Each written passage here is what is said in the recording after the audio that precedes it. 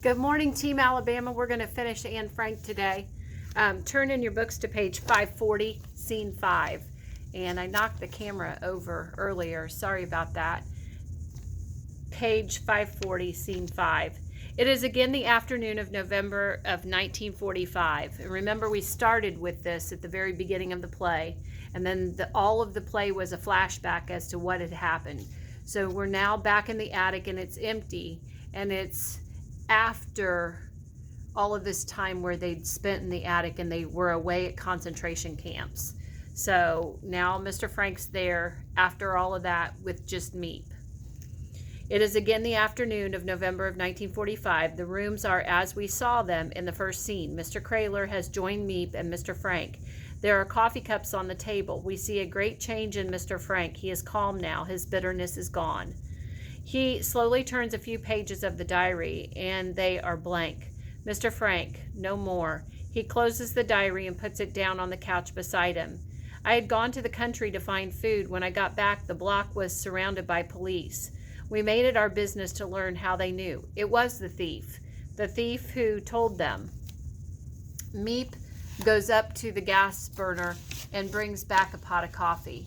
Mr. Frank, after a pause, it seems strange to say this, that anyone could be happy at a concentration camp, but Anne was happy in the camp in Holland where they first took us. After 2 years of being shut up in the rooms, she could be out in the sunshine and the fresh air that she loved.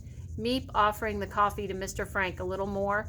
Mr. Frank holding out his cup to her. The news of the war was good. The British and the Americans were sweeping through France, and we felt sure that they would get to us in time. In September, we were told that we were to be shipped to Poland, the men to one camp, the women to another. I was sent to Auschwitz.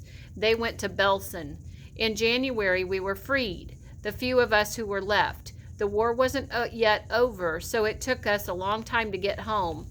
We'd be sent here and there behind the lines where we'd be safe. And each time our train would stop at a siding or a crossing, we'd all get out and go from group to group. Where were you? Were you at Belsen, at Buchenwald, at Mauthausen?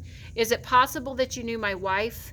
So this is before the internet, before anything, and they had to just ask through word of mouth where their loved ones were. That's how I found out about my wife's death. He says, did you ever see my husband, my son, my daughter? That's how I found out about my wife's death, or Margot's, the Van Dans, Dussel, and Anne. I still hoped. Yesterday I went to Rotterdam, and I'd heard a woman there that she'd been in Belsen with Anne. I know now. Okay, so he found out that Anne had passed. He picks up the diary again and turns the pages back to find a certain passage, and as he finds it, we hear Anne's voice. In spite of everything, I still believe that people are really good at heart.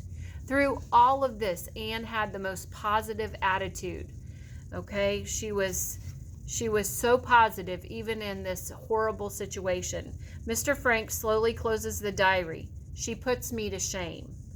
They are silent and the curtain falls. Okay, that is the end of Anne Frank, guys. And I have a link to the movie, The Diary of Anne Frank, for you guys to watch. So we will do that. If you don't have your 50 facts, please add that while you're watching the movie. You can add the facts from the movie, your vocab, and your questions. Make sure you get all of that sent to me. Have a great rest of your day, Team Alabama.